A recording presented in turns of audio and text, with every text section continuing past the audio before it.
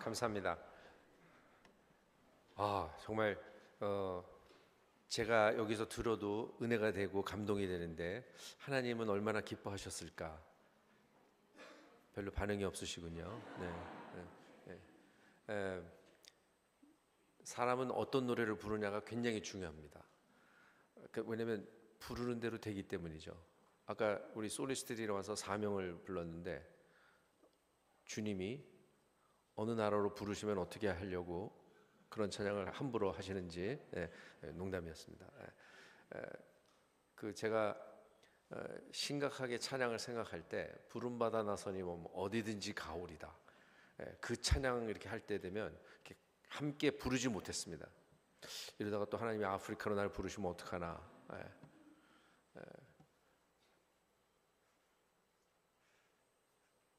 찬양하는 것은, 노래하는 것은 어떻게 보면 굉장히 쉽습니다. 그런데 노래하는 대로 사는 것은 쉽지 않습니다. 오늘 이제 여러분이 본문을 읽으셨는데 에베소서에 보면 에베소서 1장에 보면 1장 6절과 12절에 두 가지 찬양이 나옵니다. 하나는 뭐냐면 하나님께서 예수 그리스도를 통해서 우리에게 주신 그 은혜를 찬양하는 것이죠. 그것은 참 우리 한국교회 저까지 포함해서 굉장히 잘합니다. 근데 12절에 보면 우리가 영광의 찬송이 되게 하려 하심이라라는 말이 나와요. 그러니까 찬양의 두 가지가 있는 것이에요. 우리에게 예수 그리스도를 통해서 우리에게 주신 그 은혜를 우리가 깨닫게 되면 우리가 당연히 찬양하게 되는 것이죠. 그러니까 한국 사람들이 그걸 잘하기 때문에 한국 사람이 가는 곳마다 노래방이 생깁니다. 미국에도 노래방이 많습니다. 우리 담임 목사님과 제가 거의 비슷한 시기에 우리나라에 온 것 같습니다. 저는 미국에 35년 동안 살다가 이제 음악을 전공해서 미국에 유학을 갔다가 미국에 목사님도 사셨지만 남가주에 그 Pacific Christian College라고 하는 곳에서 25년 동안 이제 풀타임 교수로 섬기다가 남가주 사랑의 교회라는 곳에서 또 음악 목회를 했습니다. 그런데 이제 학교가 풀타임이고 교회는 팔타임으로 했는데 여기 교회 와 보니까 음악 감독이 있으신 굉장히 세련된 교회입니다. 한국 교회에 음악 감독이 있는 교회가 그렇게 없습니다. 보통 목회자들을 많이 세우는데 그 목회자들은 음악 사역보다는 목양 사역 쪽에 너무 많은 부담이 있어서 음악은 아주 작은 부분이 될 수 있죠. 그런데 이제 저 같은 경우는 사랑의 교회 온 지 지금 4년이 조금 넘었는데 이제 저희는 찬양 사역부라고 부릅니다. 찬양대와 오케스트라, 그다음에 유th choir, 뭐 이제 모든 음악 단체를 제가 총괄하고 그리고 저는 2부 예배를 지휘하면서 이제 섬기고 있습니다. 건강이 있을 때 하나님께 좀 드리고 싶은 마음이 있었는데 또 한국에서 우리나라에서 이렇게 사랑교회에서 불러주셔서 4년 전에 왔는데 이제 35년을 미국에 살다 보니까 우리나라에 아직까지 4년이 지났는데 적응 중입니다. 네. 그래서 아직까지 운전도 굉장히 무섭습니다. 네. 그런데 이제 오늘 우리 찬양대가 2025년을 맞이하면서 헌신 예배로 사실 이 오후 예배에 참석하는 것 이거 쉬운 일이 아니죠. 아침부터 일부 제일 이른 예배를 드리신 찬양대원들은 시간차가 또 중간에 갭이 있으니까요, 그죠? 그래서 참 여러분이 귀한 헌신을 하시는 거고 또 하나님께 믿음으로 드리신 그 찬양들을 하나님이 기쁘게 받으시고 그리고 여러분이 고백한 그대로 여러분에게 하나님이 인도하시게 됩니다. 그렇게 되니까 쉬운 일이 아니죠. 제가 찬양대원들에 가끔 그런 얘기를 합니다. 찬양대원들이 잘못 섬기게 되면 거짓말을 많이 하는 격이 됩니다. 왜냐하면 나는 이렇게 하겠습니다. 그러면서 부름마다 나서니 뭐 어디든지 가오리다 탁 해놓고서 옆에서 조금만 시비 걸면 그거 갖고 막 열받아가지고 막 그리고 원수 같겠다 그러고 막 이런 일들이 이게 이제 우리의 모습이에요. 그런데 우리 한국 교회는 아직까지 제가 보니까 찬양대 중심의 교회들이 많습니다. 미국 교회는 이미 찬양대는 하향길로 들어간 지 굉장히 오래됐어요. 그래서 찬양팀, 프레이스팀이라고 그러죠. 찬양팀이 혹은 찬양단이라고 얘기하는 교회도 있더라고요. 근데 찬양팀이 찬양대 역할까지 다 하면서, 왜냐하면 찬양대는 숫자가 많으니까 음악책을 사려고 해도 굉장히 예산이 많이 필요하죠.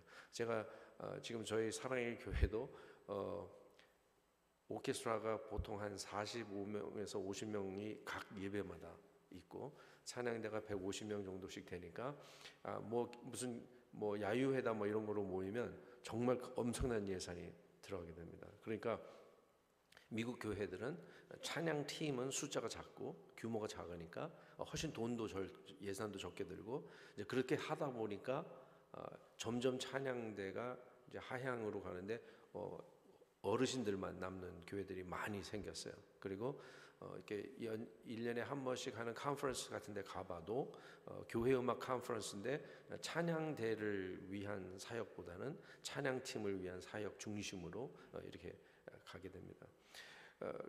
그런데 왜 그렇게 됐을까 생각을 해보니까 찬양팀과 찬양대가 있는데 서로 적대관계는 아니죠. 왜냐하면 찬양대는 찬양팀이 하는 사역을 잘 못해요. 근데 이제 명지대학교는 보니까 이제 찬양팀보다는 찬양대 중심에 이제 아직까지 그렇게 계신데, 굉장히 이 전통 예배 스타일을 이렇게 잘 보존을 하시고 이것을 귀한 전통으로 하시는데, 미국 교회들은 전통 예배 스타일을 굉장히 지키기가 어렵습니다. 점점점 시대가 흐를수록, 그래서 이제 대표적인 교회가 윌로 크릭, 시카고에 있는 윌로 크릭이나 아니면 LA에 있는 세틀백 교회, 이제 이런 교회들은 이미 찬양대가 없어요. 찬양대가 없고 그냥 찬양팀만. 그리고 이제 그러다 보니까 제가 이제 미국에 35년 살면서 이렇게 보니까 미국 교회는 이미 찬양대가 없어지는 추세가 굉장히 오래됐고, 그리고 이제 찬양팀 중심인데, 한국 교회, 우리나라는 보니까 아직까지도 상당히 많은 찬양대를 가진 그런 교회들이 많이 있어서, 이제 이때가 굉장히 중요합니다. 왜냐하면 미국도 그랬거든요. 미국도 한 15년 이전에는 굉장히 많은 교회들이 찬양대를 유지했습니다. 그런데 건강한 찬양대, 하나님이 기뻐하시는 찬양대에 대해서 관심보다는 우리가 하고 싶은 거를 하다 보니까 이제 점점 젊은 사람들이 조인을 안 하고 어르신들만 남다가 결국 이제 그분들도 돌아가시면서 점점 더 이제 규모가 없어지면서 이제 찬양대가 없어진 거예요. 그래서 이제 아까도 말씀드린 컨퍼런스에 가면은 자기의 잡을 잃은 음악 목사님들 혹은 뮤직 디렉터들이 많이 나오는 것이에요. 왜냐하면 찬양팀에는 그 원래 찬양대를 리드하던 그런 음악 감독들의 일들이 별로 없거든요. 그런데 오늘 제가 이제 여러분에게 짧은 시간 동안 나누려고 하는 것들은 무엇이냐면, 어떻게 하면 찬양대가 유지될 것인가, 그것이 아니에요. 그런데 어떻게 하면 하나님이 건강한 찬양대를 우리가 아름다운 전통으로 갖고 있을 것인가, 그러려면 우리가 몇 가지 이제 중요한 원칙들이 있습니다. 성경에서 우리에게 말씀하시는 원칙들이 있어요. 그래서 많은 것들이 있겠지만 오늘은 한 가지만 여러분에게 이제 말씀을 나누고자 합니다. 오늘 아까 여러분들이 읽으신 마태복음 3장 16절에 보니까 제가 PPT를 여러분이 좀 편하게 보실 수 있도록 했습니다. 우리가 아까 본문을 읽었으니까요. 여러분, 찬양이 뭘까요? 찬양, 그럼 보통 우리가 생각할 때 음악이라고 생각해요. 그런데 하나님은 음악을 생각하시는 것이 아니라 하나님은 찬양이라고 하는 것을 생각하세요. 하나님이 가장 받기를 기뻐하시는 찬양은 어떤 찬양일까? 그러면 우리가 조금 빨리빨리 진전을 해보면 요한계시록의 천상의 예배에서 하나님이 가장 기뻐 받으시는 찬양 가사가 무엇이며 받으시는 찬양이 무엇인가를 잘 생각해 보면 우리가 지금 우리가 섬기고 있는 그 찬양대에 우리에게 나가는 방향들에 대해서 우리가 항상 영적으로 점검해야 될 필요가 있어요. 여기 보니까 마태복음 3장 16절에 보니까 예수께서 세례를 받으시고 곧 물에서 올라오실새 하늘이 열렸다고 했습니다. 그런데 여러분, 하나님이 가장 기뻐하시는 삶은 먼저 뭐냐면, 우리 삶에서 노래가 많이 나오는 것을 기뻐하시는 것보다 하나님께서는 내 삶에서 예수가 드러나는 걸 기뻐하세요. 예수님이 세례 요한에게 세례를 받으시고 물에서 올라오시는데 예수가 물에서 이렇게 올라오시니까 갑자기 하늘이 열려요. 하늘이 열리고 그 다음에 성령이 비둘기 같은 모양으로 그 위에 임하십니다. 그러면서 갑자기 음성이 들리기 시작해요. 하나님께서, 예수님께서 아직 아무 일도 하지 않으셨거든요. 그러니까 예수님이 세례 요한에게 나가서 세례를 받으시는 거예요. 그런데 그 예수님이 세례를 받으시면서 올라오실 때 갑자기 하늘이 열리고 그 다음에 그 위에 성령이 임하시고 그 다음에 하나님의 음성이 들리기 시작해요. 이것은 무엇을 우리에게 가르쳐 주시냐면 내 삶에서 노래가 많이 나오는 거 너무나 감사하죠. 그리고 여기도 보니까 찬양대에 오래 계셨던 분들이 많이 있을 수 있어요. 저도 찬양 사역을 40년 이제 돼가는 것 같아요. 저는 이제 대학교 때 예수전도단이라고 하는 선교단체에 이제 연결이 돼서 그 당시는 이렇게 지금처럼 신테사이저나 뭐 이런 키보드가 없었어요. 그때는 그냥 괜히 그거는 비쌌기 때문에 그 당시에 무그라고 우리가 불렀는데 그때는 그냥 어쿠스틱 기타 그냥 갖고서 여러 명이 같이 앞에 서서 명동 YWCA 강당에서 한 1,000명 정도가 모이고 그다음에 또 명지대학교 강당에서도 한 적도 있고 뭐 이렇게 하면서 그런 찬양을 했는데 하나님이 진짜 기뻐하시는 그 찬양은 무엇이냐면 내 삶에서 예수가 드러나는 것이에요. 내 삶에서 예수가 드러나면 하나님은 견디시지 못하는 거예요. 하늘문이 반드시 열리게 돼 있어요. 하늘문이 열리고 그다음에 반드시 성령께서 그 예수님이 드러나는 그 사역에 축복하시고 그다음에 그곳에 하나님의 음성이 들리기 시작합니다. 조금 약간 너무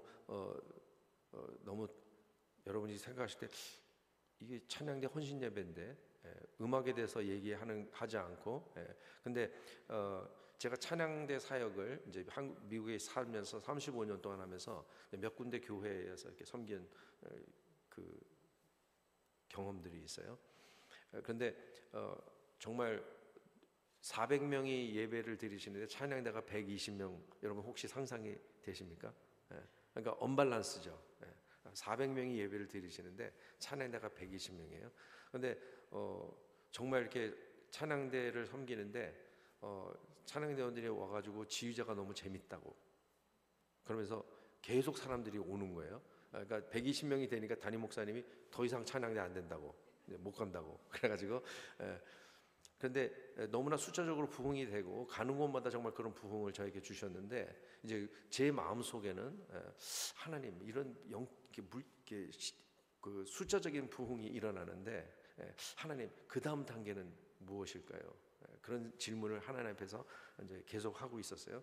그런데 이제 그렇게 될 때 하나님께서 저에게 여러 가지 통로를 통해서 어떤 때는 책을 읽기도 하고 어떤 때는 말씀을 묵상하는 것을 통해서 여러분도 다 묵상하시겠지만 아침에 우리가 딱 말씀을 정해놓고 어떤 때는 한 구절 갖고서 하루 종일 내 마음속에서 묵상할 때도 있고 어떤 때는 그냥 한 장을 다 읽을 때도 있고 근데 그런 것을 이제 우리가 아침에 기도하고 하나님 앞에 나가서 묵상하면서 이제 그때 그런 것 여러 가지 통로를 통해서 이 찬양대 사역의 핵심 가치들을 몇 가지 알게 됐어요.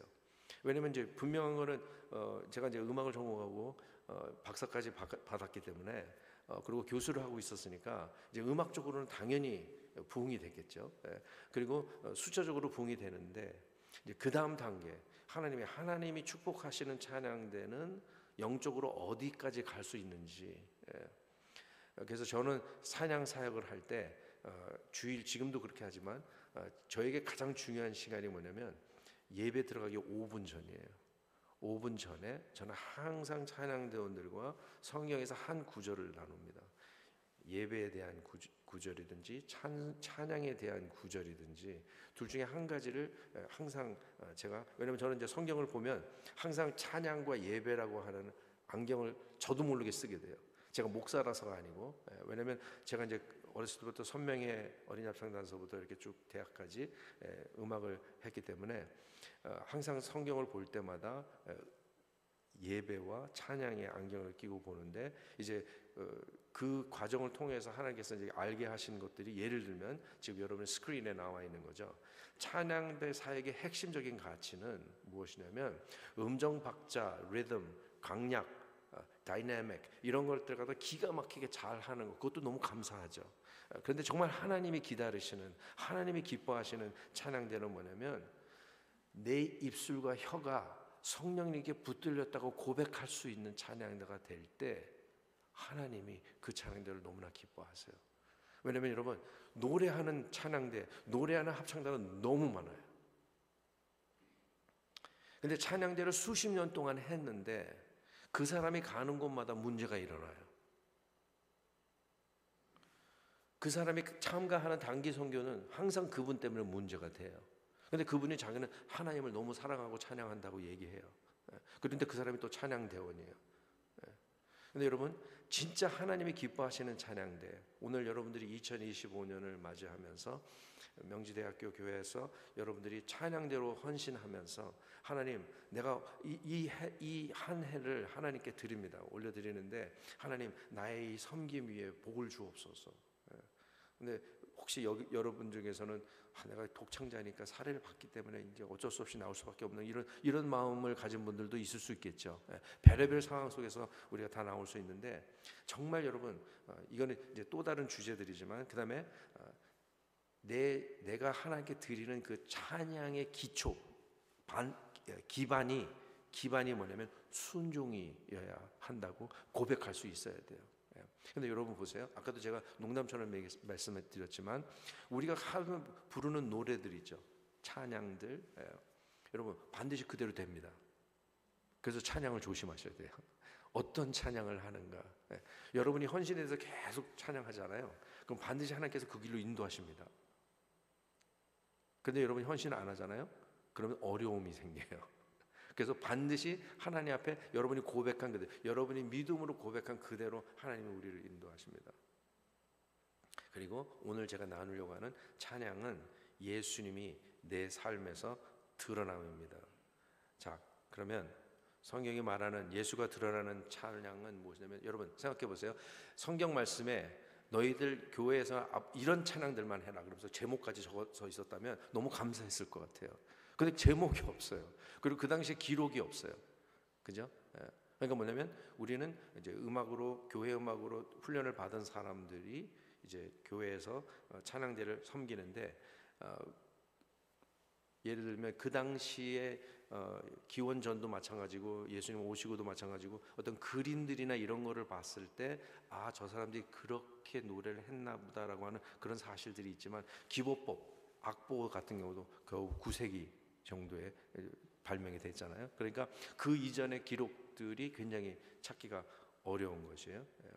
그래서 이제 이런 상황 속에서 우리가 정말 입으로 마음으로 어떤 때는 이렇게 진실되게 고백하지만 우리 삶 가운데 여전히 시기와 경쟁과 질투 이런 것들이 우리 삶 속에 여전히 많이 있다는 것이죠. 그래서 하나님이 기뻐하시는 찬양대는 순종이 찬양의 기반임을 고백하는 찬양이어야 되는데, 자 그러면 이제 우리가 그 다음에 성경 잘 보이시는지 모르겠네요. 요한복음 3장 36절을 제가 빨리빨리 읽겠습니다. 시간 때문에. 아들을 믿는 자에게는 영생이 있고 아들에게 순종하지 아니하는 자는 영생을 보지 못하고 도리어 하나님의 진노가 그 위에 머물러 있느니라. 여러분 만약에 이게 우리가 좀 문법적으로 아들을 믿는 자에게는 영생이 있고 아들을 믿지 아니하는 자에게는 이렇게 나가야 될 것 같은데 여기 보니까 아들을 믿는 자에게는 영원한 생명이 있고 아들에게 순종하지 아니하. 그러니까 이 얘기는 뭐예요? 순종과 믿음이 이퀄이라는 얘기예요. 그래서 내가 믿음이 있다고 한다면 내가 순종이 반드시 있어야 되는 것이에요. 그런데 이제 이런 얘기들이 우리가 듣다 보면 굉장히 부담스럽죠. 왜냐하면 순종하지 못하는 것 같은 그런 것들이 우리 삶에 저를 포함해서 우리 모두에게 있기 때문이에요. 그런데 여러분 하나님께서 우리에게 순종을 요구하실 때는 그냥 무조건 일방적으로 요구하시는 것이 아니라 우리의 유익을 위해서 하나님께서 우리에게 말씀하세요. 신명기 10장 12절에 보니까 이스라엘아 내 하나님 여호와께서 내게 요구하는 것이 무엇이냐 곧 내 하나님 여호와를 경외하여 그의 모든 도를 행하고 그를 사랑하며 마음을 다하고 뜻을 다하여 내 하나님 여호와를 섬기고 내가 오늘 너에게 너의 행복을 위하여 너에게 명하는 여호와의 명령과 규례를 지킬 것이 아니냐. 정말 그렇습니다. 여러분 하나님께서 우리에게 순종을 요구하실 때는요 뭔가 우리에게 고통을 주시기 위해서 하시는 것이 아니고 정말 우리가 그 순종으로 나아갈 때 하나님께서 반드시 우리에게 복을 주시기 위해서 말씀하십니다. 자, 그러면 순종을 하지 못했던 그런 예를 우리가 다 잘 아는 얘기인데 사울 왕의 얘기입니다. 사무엘상 15장 22절에 보니까 저렇게 또 멋있게 한 줄씩 떨어지네요. 사무엘이 이르되 여호와께서 번제와 다른 제사를 그의 목소리를 청종하는 것을 좋아하심과 같이 좋아하시겠나이까. 굉장히 우리나라 말 어렵습니다. 그죠? 순종이 제사보다 낫고 듣는 것이 수양의 기름보다 나으니 거역하는 것은 점치는 죄와 같고 완고한 것은 사신 우상에게 절하는 죄와 같다. 여기도 보니까 순종이 예배보다 낫다, 제사보다 낫다는 것이에요. 그러니까 여러분 우리가 예배를 드리는데 내 삶 속에서 주님과 나와의 관계 가운데서 순종이 없을 때 그 관계는 너무나 정말 하나님이 가까이 계신 것 같기는 한데 하나님의 뜻에 내가 순종하지 못할 때 하나님이 더 이상 우리에게 말씀하시기가 어려운 것이죠.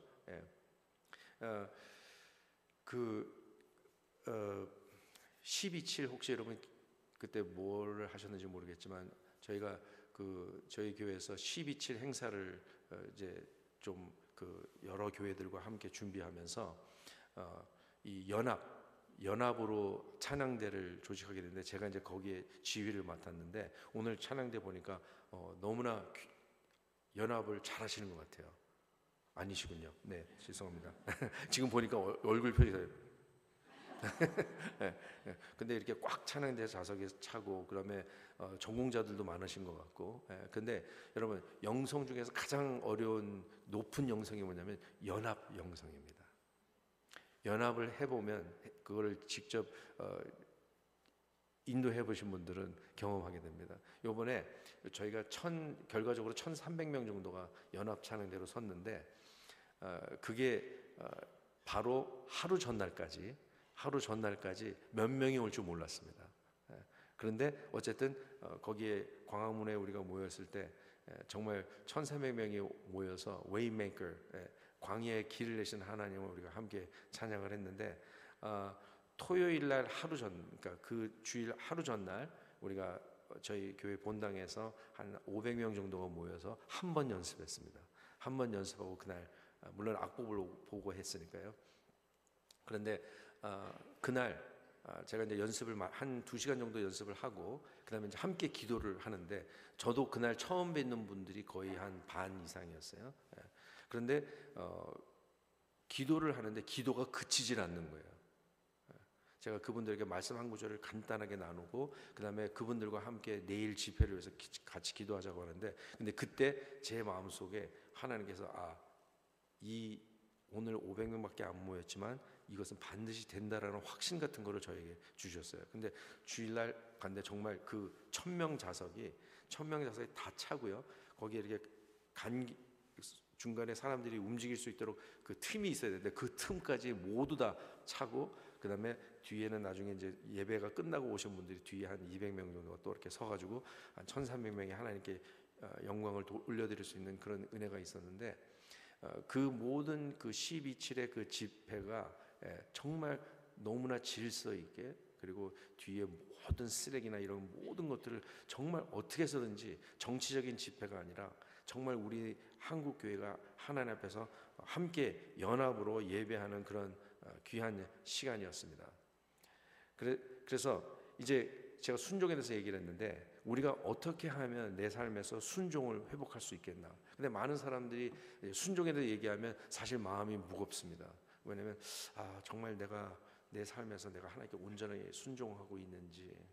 어느 날 그 로버트 웨버라고 하는 그 예배학의 전공 아주 유명한 교수가 있었는데, 그 교수의 학생이 와서 물었어요. 교수님, 내가 하나님을 진짜 예배하는지 내가 어떻게 알 수 있습니까? 저 같으면 대답을 못했을 것 같은데, 이분은 예배학에 워낙 공부를 많이 하신 분이니까 그분이 그 학생에게 이렇게 얘기했다고 해요. 우리 학생의 삶에서 하나님을 향한 순종이 점점점 많아지고 있다면 당신은 하나님을 예배하고 있는 것입니다. 정말 맞는 것 같아요. 우리가 정말 하나님을 예배한다면 우리 삶 가운데서 순종이 많아질 수밖에 없겠죠. 순종의 영역들이 더 넓어지는 것이에요. 자, 그러면 온전한 순종을 이루는 길은 첫 번째가 뭐냐면 그 다음으로 거기에 보니까 온전한 순종을 이루는 길은 하나님 앞에서 나 대신에 완전한 순종 대신 예수님을 먼저 붙드는 것입니다. 순종 얘기하면 굉장히 부담이 되는데 우리가 이 부분을 기억하면 여러분 너무나 우리는 하나님께 감사한 것이에요. 예수님께서 로마서 5장 19절에 다 보이시죠? 한 사람, 누구냐면 첫 아담이에요. 첫 아담이 순종하지 아니함으로 많은 사람이 죄인 된 것 같이 한 사람, 그 사람은 둘째 아담인데 예수님을 말하는 거죠. 한 사람이 순종하심으로 많은 사람이 의인이 되리라 말씀하셨어요. 아담 때문에 우리 모두가 다 죄인이 되었지만 예수 그리스도가 오셔서 십자가에서 우리의 죄를 대신 지심으로, 그 얘기는 다른 얘기를 얘기하면 율법의 모든 요구, 율법이 우리에게 요구하는 모든 요구를 대신 지시고 대신 지불하시고 그래서 죽으셨다가 부활하셨잖아요. 그래서 우리가 항상 순종에 대해서 우리가 생각하고 묵상할 때는 우리의 순종이 대신 예수 그리스도를 붙드는 것이 가장 먼저인 것입니다. 내 삶에서 내가 하나님을 순종하는 것이 많이 있나 없나를 걱정하는 것보다 가장 항상 하나님께서 우리에게 원하시는 것은 무엇이냐면 내 대신에 하나님 앞에서 나의 순종이 되신 예수 그리스도를 붙드는 것, 그것이 정말 찬양되는 일이 항상 기억해야 될 것이에요. 그래서 여러분이 잘 아시는 마태복음 6장 33절에도 뭐라고 돼요? 너희는 먼저 그의 나라와 그다음에 뭐라 그랬죠? 그의 의를 구하라 그랬죠. 근데 저는 오랫동안 그의 의를 구하라는 말이 의롭게 살라고 하는 것인 줄 알았어요. 그렇게 이해했거든요. 그렇지 않아요. 여러분 항상 먼저 하나님의 나라와 그의 의를 구하라고 하는 것은 무엇이냐면 우리가 이번 한 주 동안 아무리 거룩하게 살았어도 내가 하나님 앞에 예배드리러 나갈 때, 내가 하나님 앞에 기도하러 나갈 때 내가 항상 의지해야 될 것은 나의 의가 아니에요. 내가 이번 한 주 동안 거룩하게 살고 거룩하게 찬양을 많이 했기 때문에 그것은 하나님 앞에 온전한 의가 되지 못해요. 그렇기 때문에 나의 의가 되신 예수 그리스도를 내가 항상 의지하며 예배를 드리고 나의 의가 되신 예수 그리스도를 항상 의지하고 찬양을 할 때 하나님께서 기뻐하시는 것입니다. 그것이 첫 번째 순종으로 가는 길이고, 두 번째는 뭐냐면 스스로 작게 여기는 자가 될 때예요. 사무엘상 15장 17절에 보니까 사무엘이 이르되 왕이 스스로 작게 여길 그때에 이스라엘 지파의 머리가 되지 아니하셨나이까. 여러분 하나님께서 저도 이제 조금 나이가 들어갔고 60을 이렇게 넘겼습니다. 근데 넘겼는데 제가 목사라는 생각보다는 저는 교회에서 예배 드릴 때 저는 목사로서 하나님을 예배하지 않습니다. 크리스천으로 하나님 앞에 예배합니다. 거듭난 자로서 하나님을 예배합니다. 여러분 그 찬송가에 기쁘고 기쁘도다 항상 기쁘도다 아시죠? 사실은 그 가사는 괜히 번역이 잘못된 거예요. 영어 찬양에 보면 I need thee, oh I need thee, every hour I need. 그 얘기는 한국말로 번역하면 주님, 나는 매 시간 주님이 필요합니다. 그런 고백인데 기쁘고 기쁘도다 항상 그러니까 완전히 번역이 잘못된 거예요. 뭐 찬송가 몇 가지가 그런 게 있지만, 근데 여러분 정말 우리가 항상 하나님 앞에서 나를 작게 여기는 것, 그것은 너무나 놀라운 축복이에요. 왜냐하면 하나님의 겸손한 자를 복 주십니다. 그래서 항상 첫 번째는 뭐예요? 나의 의가 되신 예수 그리스도를 항상 붙드는 것. 그래서 예배 드릴 때마다 내가 주님 앞에 회개하지 않은 죄가 있나 없나 맨날 그것 때문에 고민하는 자들이 아니라 주님, 이번 한 주 정말 내 삶에 너무나 많은 연약함과 부족함이 있었지만 지금도 나를 예수 그리스도의 의로 덮으시는 그 주님을 내가 이 시간에 붙듭니다. 그렇게 하게 될 때 우리의 영혼에 담대함이 생기고, 또 하나님께서 우리가 정말 주님 앞에 토해내기를 원하시는 그런 죄들이 있으면 하나님은 반드시 성령께서 우리의 삶을 인도해 주시는 것이에요. 그렇기 때문에 여러분, 예배는 너무나 중요한 것입니다. 예배를 드리는 것은 종교 의식 가운데 있는 것이 아니에요. 예배는 하늘과 땅이 통일되는 것이에요. 그렇기 때문에 예수님의 삶이 항상 주님 앞에서 예배가 되었기 때문에 예수님이 가시는 곳마다 성령님께서 함께 가시고, 그래서 여러분이 주일날 또 혹은 수요일 예배를 드릴 때 계속해서 여러분의 영혼이 성령님께 열려 있게 될 때 성령님은 우리에게 말씀하십니다. 여러분, 저도 가정생활을 결혼한 지 지금 40년이 이제 돼가기 때문에 저희 집 사람도 음악을 했거든요. 작곡을 했어요. 작곡을 했는데 저는 성악을 전공했고, 여러분 성악가와 작곡가가 싸우면 누가 이길까요? 대답까지 하시는군요. 굉장히 놀랍습니다. 보통 사람들 대답을 못 하는데, 근데 작곡가가 이깁니다. 왜냐면 박식하거든요.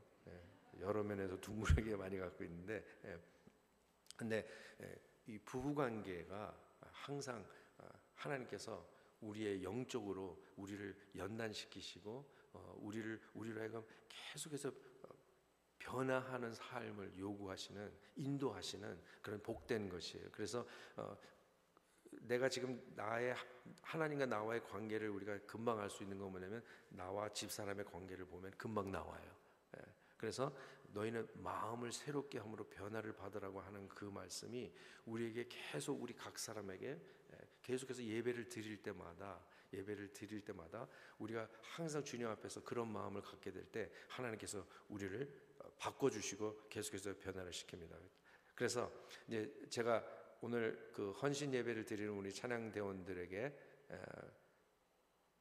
좀 구체적으로 말씀을 드리면 이제 결론을 맺겠습니다.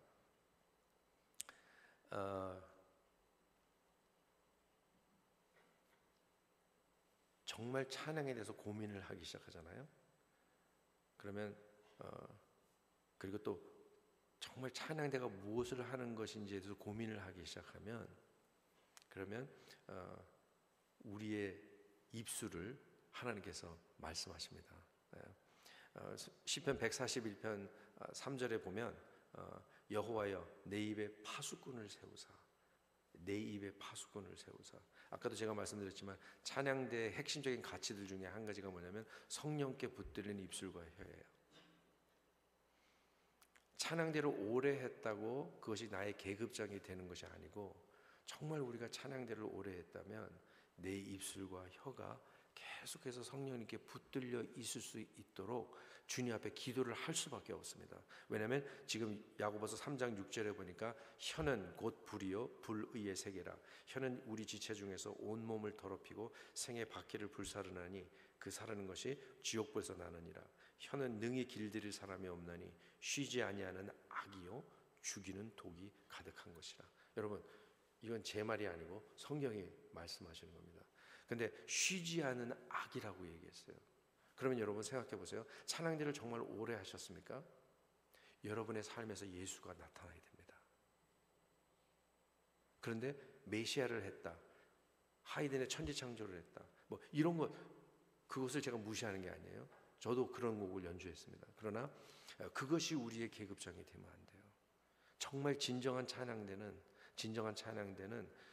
입술과 혀가 성령님께 붙들리기를 계속해서 간절히 기도하는 그런 찬양대가 되어야 됩니다. 찬양대에 대해서 고민을 아까 제가 했다 그랬잖아요. 숫자적인 부흥이 되고 막 너무나 하나님이 복을 주시는데 찬양대원들은 너무 기뻤어요. 왜냐하면 찬양대가 정말 벌써 끝날 때가 됐어 뭐 이렇게 이런 고백이 막 찬양대에서 나올 정도였으니까요. 그런데 제 마음 속에는 하나님, 그러면 그 다음 단계는 무엇일까요? 그 다음 단계는 무엇일까요? 기도하는 가운데 그런 것들을 이제 알게 되면서 제 자신이 그 훈련 속에 들어가게 됩니다. 그러니까 어떻게 돼요? 과묵하게 되기 시작했어요. 왜냐하면 입을 열면 제가 또 여러분 목사인데 뭐 욕을 하겠습니까? 음담 패설을 하겠습니까? 그런데 입을 열면 나만이 아는 그런 죄를, 실수를 자꾸 하는 모습을 발견하기 시작한 거예요. 그렇게 되니까 어떤 찬양을 하는 것이 중요하지 않아요. 정말 내 입술과 혀가 어떤 일을 하고 있는지를 자꾸 보게 되니까 정말 두려움이 생기기 시작하는 거예요. 만약에 여러분들이 찬양대를 오래 하셨는데 본인의 입술과 혀로 인해서 고민해 보신 적이 없다, 죄송하지만 여러분은 찬양대 입대가 안 된 겁니다. 그래서 우리 찬양대원들이 가는 곳마다 계속해서 화평이 일어나고, 찬양대원들이 가는 곳마다 우울했던 그런 분위기들이 찬양대원들이 갔을 때 밝아지고. 왜? 찬양이라고 하는 것은 무엇입니까? 찬양이라고 하는 것은 부정적인 것을 선택하는 것이 아니에요.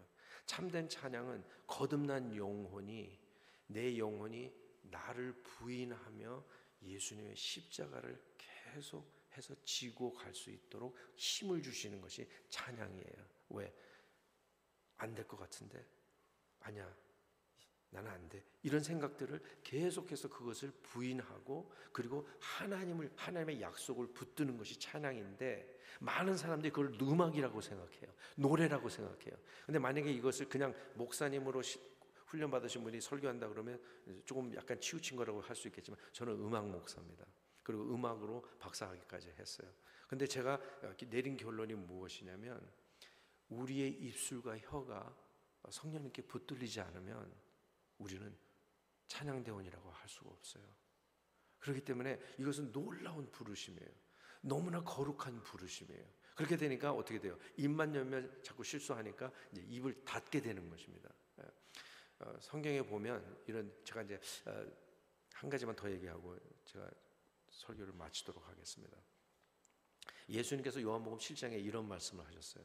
스스로 말하는 자는 자기의 영광을 구하고 보내신 이의 영광을 구하는 자는 참되다. 예수님께서 말씀하셨어요. 자기 스스로 말하는 사람과 보내신 이의 영광을 구하는 자들이 있어요. 우리 찬양대는 스스로 노래하는 자들입니까? 아니면 보내신 이의 영광을 구하시는 분들이십니까? 저는 이런 것들을 이제 부닥치기 시작하니까, 목사라서가 아니고 찬양에 대해서 이제 말씀을 묵상하다가 이런 말씀에 부닥치니까 너무나 어려웠어요.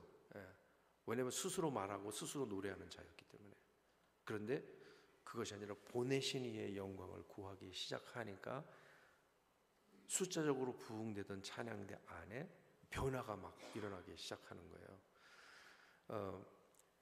어느 날 미국에 있을 때 교회에 부흥회가 있었습니다. 그런데 이제 찬양대원들이 벌써 주중이기 때문에 본당에 다 들어갔어요. 가운을 입고. 그런데 어떤 한 찬양대원이 늦게 막 허둥지둥 가운을 이렇게 입으면서 본당으로 들어왔어요. 근데 그분이 저랑 마주쳐서 저는 그분의 손을 딱 잡고, 집사님 잘 오셨어요. 그런데 그분이 제 눈을 보는데, 남자분이었어요. 제 눈을 보는데 갑자기 눈에 눈물이 핑 도는 거예요, 그분이. 그래서 속으로 이 집사님 오늘 무슨 일이 있었구나. 근데 묻지 않았어요. 묻지 않고 이제 그 부흥회를 마쳤는데, 며칠 뒤에 그 집사님께서 전화 오셨는데 그 당시에 그분이 그 원아웃 포토샵이라 그래가지고 필름을 이렇게 갖고 오면 그걸 금방 30분 안에 인화해 주는 그런, 요새는 없죠. 다 디지털화가 됐기 때문에. 근데 이제 그 집사님이 뭐라고 하시냐면, 미국 커스터머가 왔는데 뭐 이렇게 얘기하다가 뭐가 이제 좀 잘못돼 갖고 서로 약간 이렇게 논쟁을 하다가 갑자기 미국 사람이 자기한테 F를 사용해서 무슨 욕을 한 거예요. 그러니까 자기가 너무 이제 자존심이 상하고 마음이 상했죠. 근데 이제 뭐 이렇게 하다가 자기도 모르게 또 F가 나갔어요. 그 사람은 F를 했고 이 사람은 F가 나갔어요. 그러니까 근데 이분이 순장이었거든요. 일주일에 한 번씩 다락방으로 모이는 거기에 리더였단 말이에요. 근데 자기의 그 모습을 보면서 너무나 자괴감이 든 거예요. 근데 막 그날이 또 마침 부흥회를 가야 되는 찬양대원이니까. 근데 가냐 마냐로 계속 자기가 그 자기 비즈니스에서 고민하다가, 그래 내가 이렇게 연약하니까 가야지. 그래서 주님을 의지해야지. 그래서 왔는데 교회에 와서 찬양대에서 가운을 갈아입고 제일 먼저 본당에 딱 도착했을 때 그 사람을 맞이해 준 사람이 누구였냐면 저였다는 거예요. 근데 제가 그분에게 두 손을 딱 잡으면서 집사님 잘 오셨어요. 그러는데 그분이 순간 주님이 자기에게 아들아 잘 결정했다, 그 말로 들리더라는 거예요. 순간 자기가 그 얘기를 들으면서 그 눈물이 갑자기 고여요. 근데 곧장 저에게 얘기할 수는 없었고, 며칠 뒤에 제가 그 얘기를 들으면서 그날 저녁에 제가 집에 돌아가서 저희 아이, 지금은 많이 컸습니다. 그때 아이들이 굉장히 어릴 때인데 그 아이들 방에 들어가서 그 감정을 계속해서 기억할 수밖에 없었어요. 그리고 그 아이들의 머리를 제가 이렇게 만지는데 갑자기 제 마음속에 주님께서 말씀하시는 것 같았어요. 그래, 네가 그 집사에게 잘 오셨습니다라고 얘기했을 때 그것이 그 사람에게 바로 나의 음성으로 들렸던 것처럼, 지금 네가 만지는 그 아이들은 너의 손을 통해서 내가 그 아이들을 만지고 있는 것이다. 그렇게 되니까 너무 갑자기 저도 놀랐어요. 그리고 저희 안방에 들어가서 저희 집사람하고 뭐 얘기하다가 우리 집사람을 이렇게 안아줬는데, 그때도 또 주님께서 그래, 바로 그것이다. 네가 너의 손을 나에게 드릴 때, 너의 입을 나에게 드릴 때 나는 그것을 계속해서 너를 통해서 축복할 것이야. 네가 목사이기 때문이 아니고 네가 나에게 순종하기 때문이다. 사랑하는 우리 명지대학교 교회 찬양대 여러분, 2025년이 여러분에게 베스트 이어, 지금까지의 최고의 해가 되기를 예수님의 이름으로 축원합니다. 네. 이렇게 아멘을 잘 하시는 분들이었군요. 네. 목사님께서 설교하실 때 좀 아멘 해주시면 얼마나 힘이 나실까. 근데 여러분, 여러분의 삶을 계속해서 하나님 앞에 올려드릴 때, 우리가 찬양할 때 드는 이 손, 그리고 찬양할 때 쓰는 우리의 입술과 혀를 주님 앞에 드릴 때 하나님께서 놀라운 일들을 하시기 시작합니다. 왜? 여러분, 다윗의 입을 빙자하여 말씀하시며, 와, 저는 너무 놀랐어요. 다윗의 입을 빌리신다는 거예요. 그럼 여러분, 다윗의 입을 빌리시면 여러분의 입을 빌리시지 못할 이유가 무엇이 있습니까? 하나님께서 우리의 삶을 하나님께 available하게 이렇게 내어드리면 하나님께서 여러분들을 놀랍게 사용하십니다. 그것이 큰 일을 위해서 사용하지 않아도 돼요. 작은 일, 바로 내 옆에 앉은 우리 형제자매들, 여러분 옆에 사람 한번 보시겠어요? 옆에 한번 보시고 내가 앞으로 잘할게 얘기 좀 하세요.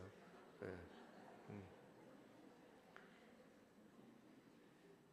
그래서 다윗의 입을 빙자하여 말씀하시며 하신 그 하나님께서 정말 여러분이 그토록 여러 번 오랫동안 찬양해 오신 그 주님을 찬양했듯이 여러분의 입술과 혀를 하나님께서 복 주실 때, 여러분들이 교회에서만 찬양하고 끝나는 사람들이 아니고 여러분이 집으로 돌아갔을 때 여러분을 통해서 영광 받으시고, 여러분이 일터에서 여러분을 통해서 영광 받으시고, 그렇게 될 때 우리나라는 너무나 아름다운 나라가 될 것이에요. 그 많은 사람들이 모여서 뭐 합시다 뭐 이런 것도 필요하겠지만 우리가 어디에 있든지 예배자로 서기 시작할 때 하나님께서 저와 여러분을 복 주실 줄 믿습니다. 기도하겠습니다. 하나님 감사합니다. 우리 귀한 찬양대 대원들 오늘 주님 앞에 이 오후 시간에도 피곤한 몸을 이끌고 하나님 앞에 귀한 예배를 드리며 찬양을 드렸습니다. 하나님, 이분들의 헌신 위에 하나님께서 정말 복을 내리사 이분들이 주님 앞에 올려드리는 그 찬양이 이분들의 중심에서 정말 하나님 앞에 고백적으로 올려드려지는 귀한 헌신이 되게 하시고, 하나님 이분들이 교회에서만 찬양하는 자들이 아니라 이분들의 성령님께 붙드는 입술과 혀로 인하여 이분들이 가는 곳마다 가정과 일터와 그 어느 곳에 누구를 만나게 하시든지 하나님께서 복을 주시는 귀한 찬양대로 하나님께서 축복하여 주옵소서. 감사하고 우리 주 예수 그리스도 이름으로 기도했습니다. 아멘.